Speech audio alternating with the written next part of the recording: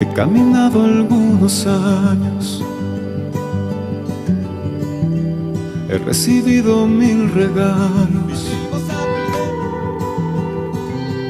y en todos ellos estás tú, estás tú.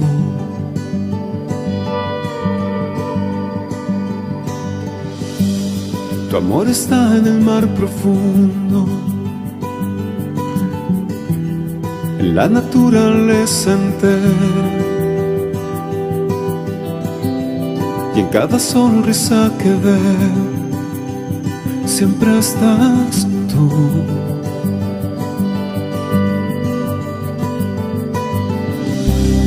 Llenas mi espíritu de paz, es el poder que tú generas.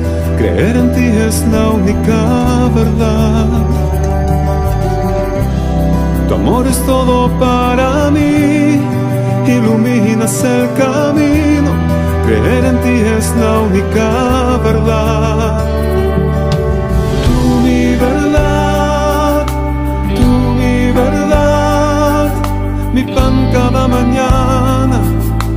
Tú mi verdad, tú mi verdad, tú mi verdad. Yo soy tu ofrenda, tu cordero. Tú mi verdad, tú mi verdad.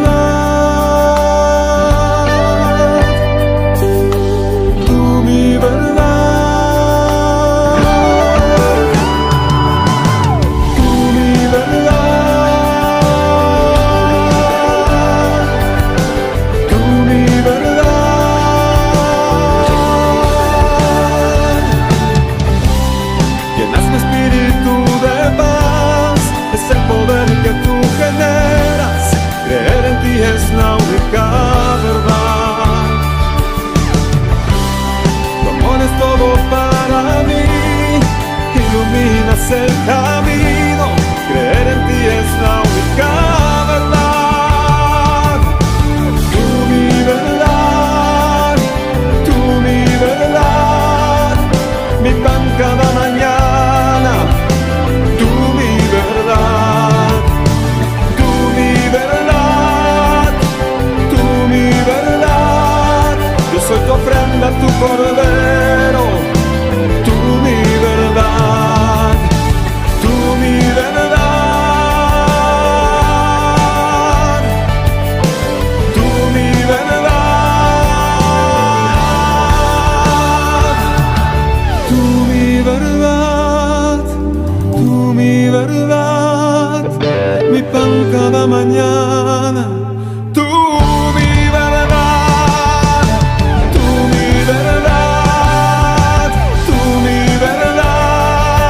Soy tu ofrenda, tu cordero, tú mi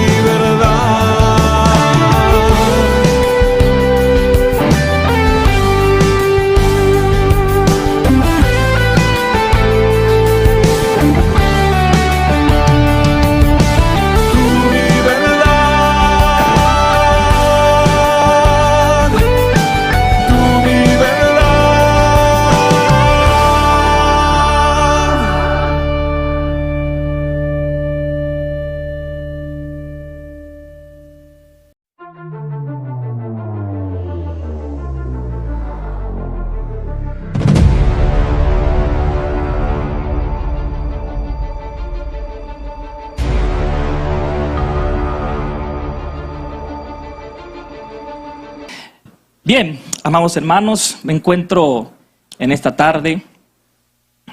Vamos a escuchar un testimonio poderoso en los labios de un hombre de Dios, que músico, cantante, actor peruano de cine, de series, de cuántas cosas más vamos a conocer ahora. Así que en exclusiva para Evidencias, Jean-Paul Strauss. ¿Cómo estás? Bienvenido, Jean-Paul. Gracias por la presentación y por la invitación, por esta oportunidad, ¿no?, de poder conversar y poder compartir un poquito con las personas un tiempo que sea edificante para todos en general, ¿no? Muy bien. Antes de empezar a conversar contigo, Jean Paul, porque esto es un testimonio, pero más que un testimonio, es conversar sobre el amor de Dios, porque tú eres ahora un embajador del amor de Dios. Si bien es cierto, antes eras un embajador como peruano de la música peruana y de todos tus reconocimientos en el área artística, hoy eres un embajador del amor de Dios. Y quiero leer lo que dice el libro de Daniel, capítulo 4, versículo 2. En dos versiones dice: conviene que yo declare las señales y milagros que el Dios Altísimo ha hecho conmigo. La versión Nueva Traducción Viviente dice: quiero que todos conozcan las señales milagrosas y maravillas que el Dios Altísimo ha realizado en mi favor. Y el último dice: me siento muy orgulloso de poder contarles todas las señales y milagros que el Dios Altísimo ha hecho en mi vida. Estamos hablando de Nabucodonosor, uno de los reyes más poderosos que vemos en el Antiguo Testamento, el imperio más fuerte, el rey más famoso, y tuvo un encuentro con el mismo Dios, que lo vio visiblemente, pero él dijo: yo no puedo quedarme callado ante todas esas maravillas que Dios ha hecho conmigo.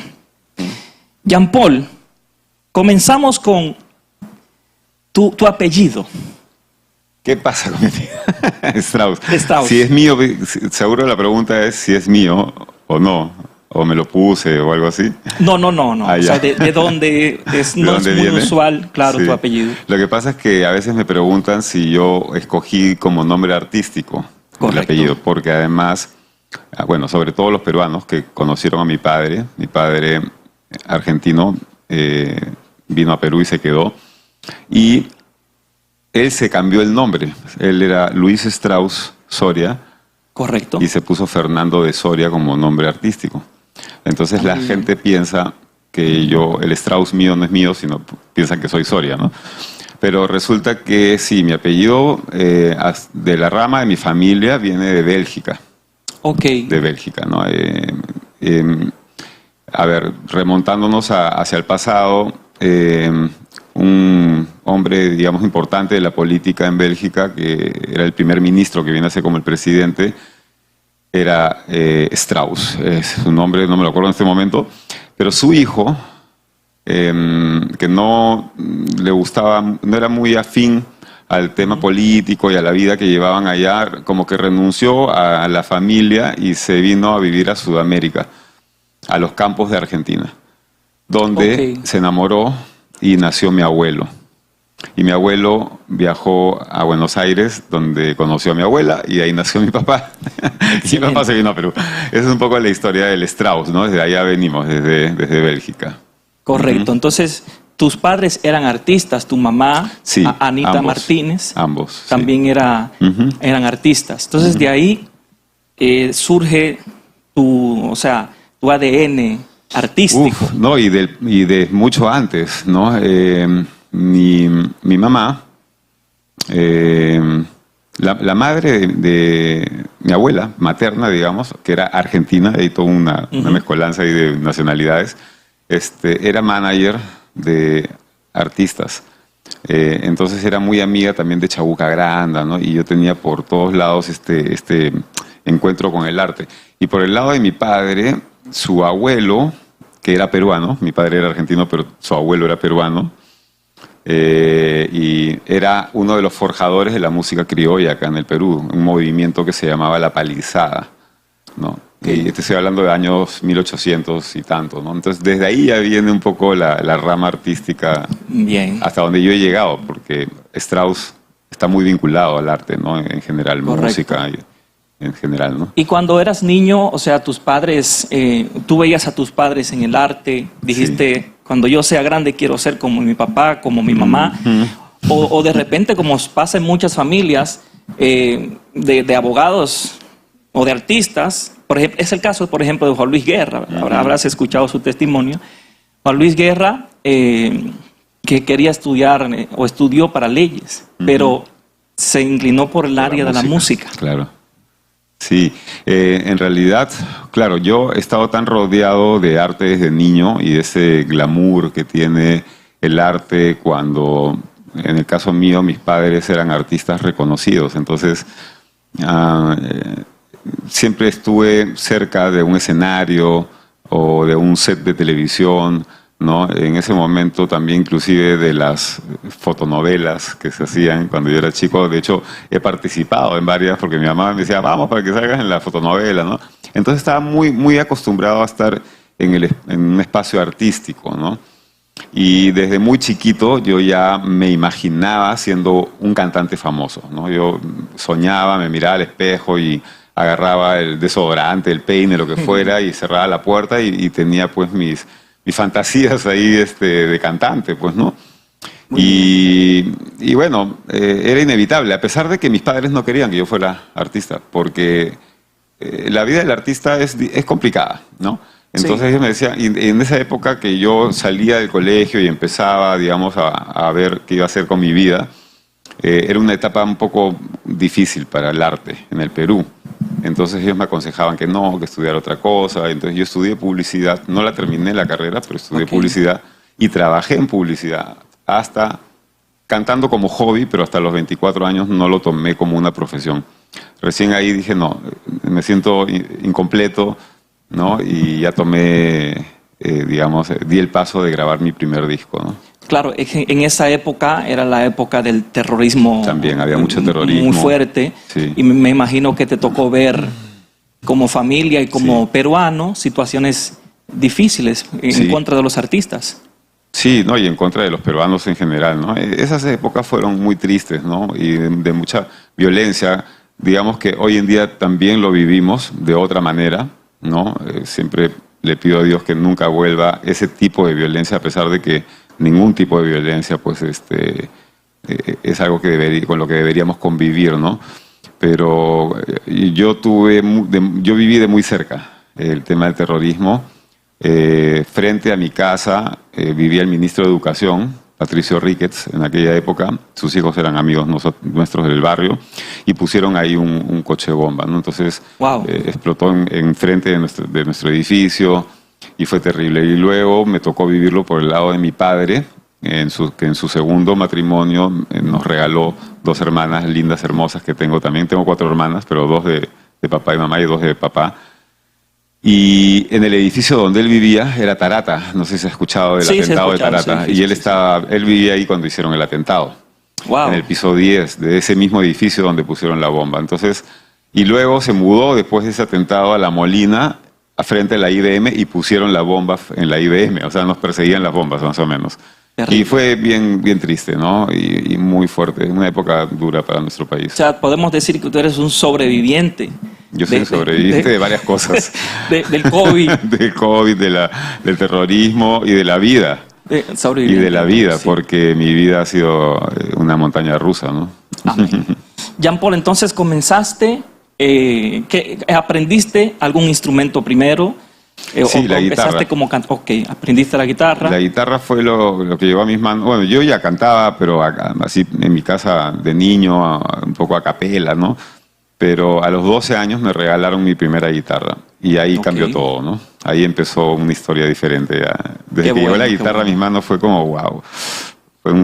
Hay cosas en la vida que yo sé que vienen de Dios, ahora lo entiendo, porque la música es de Dios. Y yo he sentido muchas veces esa sensación de volver a nacer. Es cuando empiezas algo nuevo en tu vida, exacto, aprendes algo nuevo o llega algo como una guitarra, es como... volví a nacer en esta área, ¿no? Y empiezas de cero y eres un bebé al inicio en todo lo que haces hasta que se vuelve parte de ti, ¿no? Igual que en el tema del camino con Dios, lo mismo, ¿no? Amén. Y entonces empiezas ya como artista adolescente a cantar en escenarios públicos, teatros, plazas, bares. En adolescencia, más en el colegio. Correcto. ¿No? Para todo me pedían. Eras allá en República Dominicana decimos atrevido, eras... palomilla. Palomilla, decimos así, dice acá en Perú, eras inquieto, eras terrible como Más adolescente. que palomilla, Era inquieto, Ok. ¿ya? O sea, yo era muy disperso en el colegio. Y claro, en esa época nadie sabía sobre el déficit de atención y todas estas Ajá, cosas. TDAH. Solamente te decían o que eras bruto o que, no sé, ¿no? Sí, Cualquier sí. otra cosa. Pero mi cabeza era muy propensa a ir para otro lado mientras tú me hablabas. Me dabas la clase de geografía y me estabas hablando de las montañas en Grecia. Y yo estaba, pues mi cabeza estaba en la canción de tal cosa, ¿no? En tu Era vocación. muy disperso y era inquieto. Me gustaba mucho el deporte, me movía de un lado para otro, no me gustaba mucho estar en el salón, siempre estaba yéndome a la psicóloga. La psicóloga, mi Miss Alcira, que la quiero tanto, me recibía, sabía de mi... Ella sí entendía, ¿no? Y sabía que mi tema venía por el arte. Y tenía una guitarra en su oficina. Entonces yo me la pasaba prácticamente Tocando en la en oficina, la oficina. de la psicóloga y con la guitarra, ¿no? Sí, o sea, ya había, creo que naciste con una asignación de parte de Sí, Dios. bueno, ahora yo lo entiendo así. En ese momento, claro, no tenía la menor idea, ¿no? Exactamente, del sí. significado de lo que el Señor estaba poniendo en mis manos. Pero ha sido una historia muy bonita porque en el proceso de los siguientes años y antes de conocer a Dios, ya Él me había regalado muchas historias a través de la música, ¿no? Correcto. Vida a través de la música.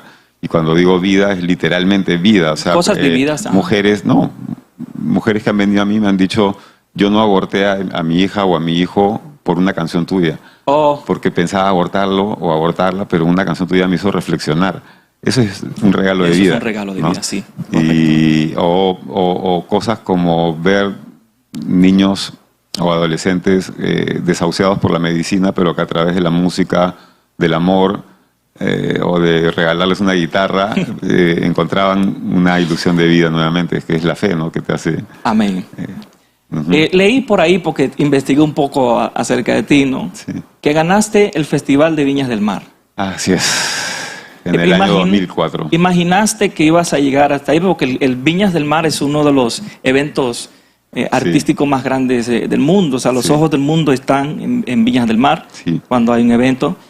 ¿Qué experiencia tuviste sobre ello? Mira, fueron muchas porque yo participé en Viña 4 veces. Ok. La primera fue en el año 94 y fue la primera vez que experimenté la fe. Y no me había dado cuenta, O sea, no has- ok. pero, o sea, sí, pero no, era como que no me di cuenta de la magnitud y la profundidad en la que lo podría entender hoy en día. Pero sí me di cuenta de que algo había pasado y te voy a explicar por qué. Es una Explícame, historia hay muy tiempo bonita. de más. Mira, en esa época, en el 94, no había internet, ni celulares, ni No, nada. obviamente. Entonces, tú mandabas tu canción por correo a Viña, ¿no? Fue la primera vez que yo mandé. Y yo recuerdo que el día que yo tuve todo listo y lo envié desde el correo de que vas así presencialmente a dejar tu Sí, sobre, sí. en el momento que me lo recibieron, yo decreté que yo iba a ir a Viña, que yo iba a cantar en Viña ese año de todas maneras, que iba a ser elegido, ¿no? Muy bien. Y lo sentí en mi corazón y lo sentí ya hecho, ¿no? Tal cual como es la fe, ¿no? La certeza de lo que no puedes ver, ¿no? Y lo vi hecho. Y me quedé con esa tranquilidad durante meses. Te estoy hablando de que mandabas la canción en abril y en noviembre... Te respondían al tiempo, En noviembre sí. respondían a todos, a los países quienes habían sido elegidos. Pero ellos no tenían un conocimiento o sea, elegían como por voz, por canción, cómo era la elección. En esa época llegaban, te digo, ahora deben llegar más, pero en esa época llegaban un aproximado de 15.000 canciones de todo el mundo. Wow. De Perú sé que llegaron más de 1.500 o algo así en ese año, ¿no? Y ellos tenían que tener, por eso se demoraban tantos meses en responder, tenían un jurado Sí, precalificador un jurado, que tenía claro. que escuchar todas las canciones y iban eligiendo. Entonces, un filtro pues terrible, eran miles de canciones. Pero yo ya en abril cuando mandé, yo tuve esa sensación en mi corazón, dije, yo ya estoy ahí, ya me eligieron. No sabía explicarlo, el por qué, no, pero lo sentía tan real que me quedé con esa tranquilidad. Sabías que era tuyo. Exacto, yo dije, ya, yo espero que me llamen, ¿no? Porque me van a llamar. Pasaron los meses, y me llamaron. Qué ¿no? bueno. Y me dicen, va a dar la noticia. Y yo le digo, aló, sí, el señor Jean Paul Strauss lo llamó de Chile, mira, cachai, que la onda, ¿no? Que el festival, no sé qué. Y yo le digo, gracias. Y me dice, pero ¿qué? ¿No te emocionas? No siento que te emociones mucho. Le digo, Porque ya lo es que ya sabías, sabía, le digo ya lo yo. sentías, claro. Ya sabía que iba a ser elegido. ¿En serio? Me dice, ¿cómo puedes saber? No sé, yo ya sabía. Ya Le digo, sabías. pero gracias por avisarme, ¿no? Y ahí estuve, ¿no? Emprendiste tu vuelo. Y ahí pasó algo, bueno, ya es una historia muy larga, pero no pude ganar ese año el festival, a pesar de que me voceaban como ganador, pero no se pudo, pasaron cosas. Y me desanimé, ya no quise volver a ir hasta después de 10 años, que dije, voy a intentar otra vez. Y ahí fue que gané, en el 2004. ¿No? Después ya volví a ir, pero porque, bueno, es pecado la gula, por si acaso, y yo de goloso. Que no querías que otro ganara, por eso no fuiste. Que ganen otros.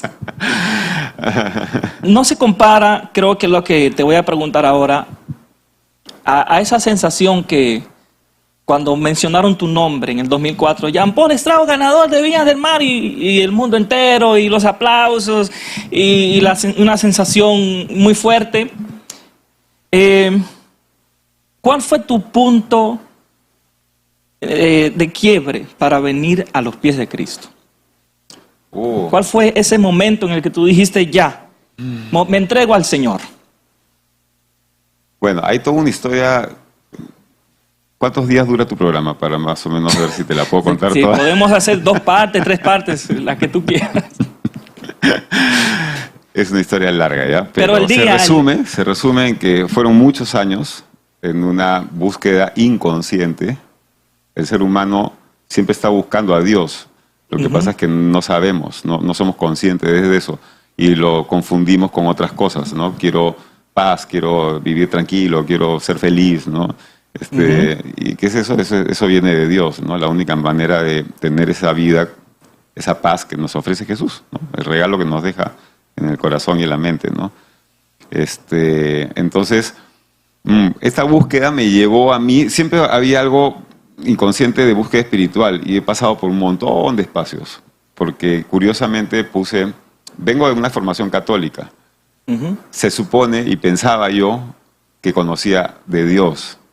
Mentira, no conocía absolutamente nada, nunca había leído la Biblia, solo escuchaba de uno o de otro que hablaban de Dios, pero yo no tenía una verdadera relación con Él, ¿no? Rezaba de paporreta, eso era todo, ¿no? Entonces,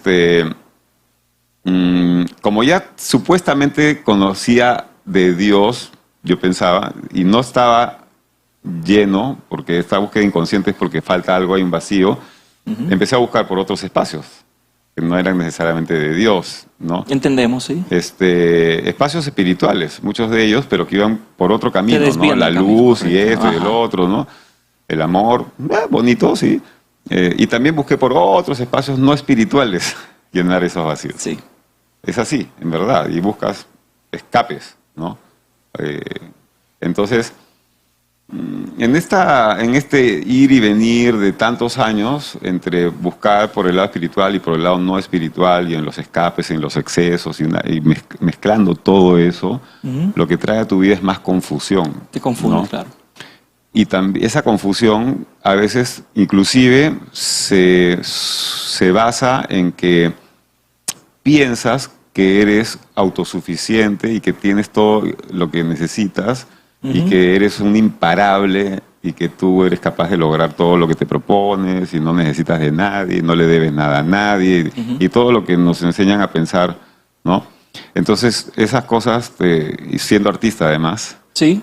alimentado por el ego, el aplauso, la idolatría de la gente hacia ti, ¿no? Tú eres mi ídolo, tú eres mi... ¿no? Todo eso te va convirtiendo en una persona que podría terminar, como en mi caso, muy, muy confundida, tomando muy malas decisiones, sintiéndose intocable, inalcanzable y súper, hiperpoderoso. Entonces, de pronto, estas malas decisiones, como todo, siempre, lo que pasa es que no lo entendía tampoco en ese momento, ¿no? Pero trae pues cosechas, ¿no? Exacto. Es la siembra y trae tus cosechas, de todas maneras. Correcto. Y cuando empiezas a cosechar, a mí me vino la cosecha, abundante.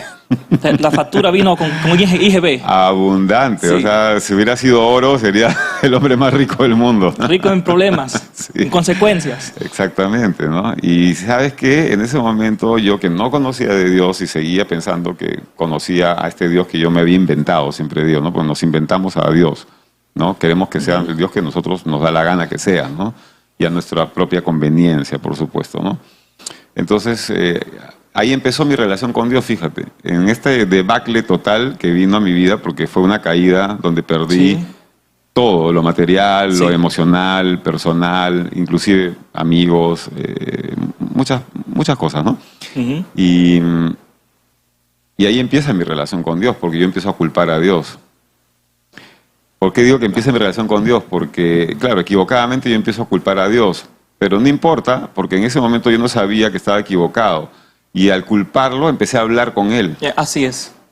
¿ya? Es- A es- darle mis quejas y a Es como culparlo. cuando los pero- padres corrigen al hijo. Ajá. Dije, me voy de esta casa porque me están corrigiendo. A los 5 minutos vuelve, papá, ¿hay comida? Mamá, ¿hay comida? Entonces, bueno, empezó la relación así, ¿no? Yo hablando con él y culpándolo, ¿no? ¿Por qué tú suéltame, déjame, qué tal raza, si yo soy bueno, ¿no? Bla, bla, bla, bla, bla. Ujú.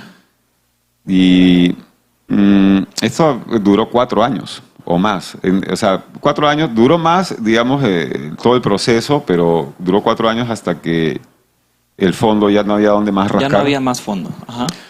Y yo me quejaba y me seguía quejando y me seguía quejando y me sentía que era injusto lo que me estaba pasando, ¿no? Y pero han pasado 5 años desde ese quiebre, ¿ya? Hasta el día de hoy. Y una de las cosas que más le agradezco a Dios en toda mi vida es que me haya hecho pasar por ese desierto y por desierto, sí. esa Amén. caída. Porque si yo no hubiera llegado ahí, yo no estaría acá hoy día hablando contigo. Estaría, Amén. como en esa época, seguramente, si te conociera, hasta te menospreciaría. Menospreciaría, sí. ¿Entiendes? Que de hecho, Entonces- yo hice una lista de, quiero entrevistar a X persona y oré, dije, ¿cómo llegar a Jean Paul? Porque es una persona así, ¿no? Entonces, en oración dije, y Dios respondió rápido, no hace ni 5 días que oré por eso. Lo que pasa es que yo ya soy un esclavo de Dios.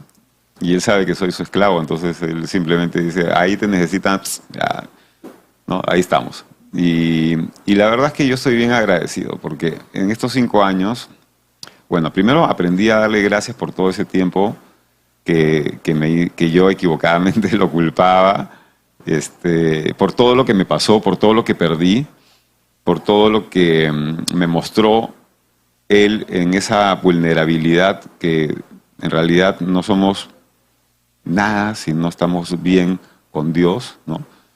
No importa cuánto dinero, fama, popularidad tengamos, es una maldición si no estás con Dios. Así es. Te trae maldición a tu vida, trae cosas tristes, trae corazones rotos, trae vacíos, excesos, ¿no? Y entonces le agradezco ahora, le digo, gracias, porque en verdad, ¿dónde estaría yo ¿Dónde ahorita estarías ahora? si no hubiera pasado eso, ¿no? Y puso además muchos ángeles en mi vida, pero primero al ángel principal, digamos, que él había escogido para mí, que es mi esposa, y que en ese momento no lo era, por supuesto, Ujú. pero que trajo de alguna manera a mi vida la oportunidad de darle una opción a mí mismo, darme una opción a mí mismo de conocer a Dios, ¿no? Porque la usó a ella bastante y a través de ella a otras personas que llegaron después con ella, ¿no? Muy bien. Y fue maravilloso, ¿no? Y la verdad es que estos últimos 5 años han sido increíbles, ¿no? O sea, realmente volví a nacer, realmente empecé a conocer la vida desde otro ángulo, empecé a vivir mi vida de otra manera, a vivir en bendición, con errores, debilidades, como todo el mundo, pero en bendición, ¿no? En comunión o intentando estar en esta comunión constante con Dios, ¿no? Muy bien, Jean Paul, antes de hacerte otras preguntas, me gustaría que a través de la guitarra adoremos a Dios. Claro. ¿Sí? Sí, ¿Te sí. parece? Por supuesto. Estamos Eso escuchando... siempre es bonito. A ver, vamos. Estamos escuchando las maravillas de Dios en los labios de Jean Paul Y algo que me ha llamado la atención en este tiempo que he estado conversando con él es cómo el ego, a raíz de la fama, le ponía una pared entre él y Dios. Pero Dios permite que el hombre toque fondo. Cuando el hombre toca fondo, no es para destrucción, sino para resurrección. Así como Jesús en la cruz murió para que nosotros tengamos vida, entonces Dios permite que el hombre tenga que morir al ego, al orgullo, para entonces darle una nueva vida. Vamos a escuchar esta adoración con Jean Paul. ¿Te ayudo? Estamos en vivo, señores, así que Estamos en vivo y son gajes del oficio. un poco de paciencia.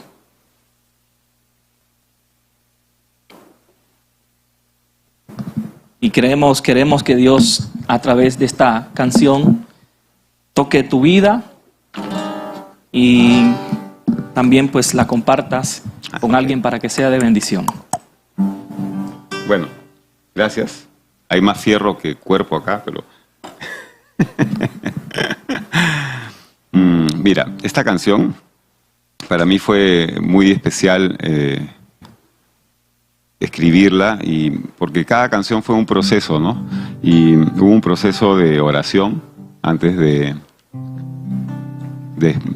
que se plasmara cada letra, cada nota de todas las canciones que yo he hecho para Dios. Eso también fue una historia muy, muy rica, muy bonita, porque en el momento que yo empecé a escribir para Dios, no conocía mucho de Él. Acababa de empezar este camino. Si había leído pues por ahí 10 páginas de la Biblia era mucho, ¿no? Estaba recién empezando, aprendiendo a orar, a comunicarme con Él, a conocerlo. Entonces empecé a orar y a pedirle al Señor que me ayudara a poder, porque Él me hizo un llamado, ¿no? Esta historia termina, lo que te contaba, en una mañana en la que Dios me habla, ¿no? Y yo le pedía a Jesús esa mañana, le decía: manifiéstate, Jesús, en mi vida, porque he dejado de creer en ti, le decía. Y era verdad, no te voy a mentir, le decía, no creo, ¿no? Pero había creído antes, cuando yo era niño y hasta los 15 años, que tuve una experiencia además con Jesús. Pero me alejé y dejé de creer y empecé a mirarlo de otra manera, ¿no? Y esa mañana el Señor me habló, me dijo muchas cosas muy bonitas. Pero entre ellas me dijo: a partir de hoy le vas a cantar al mundo y le vas a decir que cantas en mi nombre. Entonces para mí fue eso como un llamado impactante, que ese mismo día yo empecé a ver la manera de cómo voy a cumplir con lo que el Señor me ha pedido, ¿no?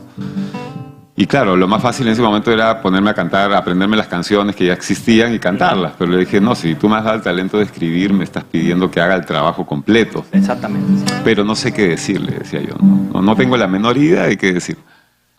Así que, orando, vinieron estas canciones. ¿Se está cayendo esto? Ya. Orando vinieron estas canciones, y una de las primeras fue esta canción que justamente nos invita a sentir la presencia del Señor en cada uno de nosotros, porque Él vive en nosotros, ¿no? Y al descubrir esta presencia de Él, es inevitable empezar a sentir el anhelo de adorarlo, de alabarlo, de compartir con más personas las cosas que el Señor hace en nuestras vidas, ¿no? Y de ahí nació esta canción que se llama Vives en mí.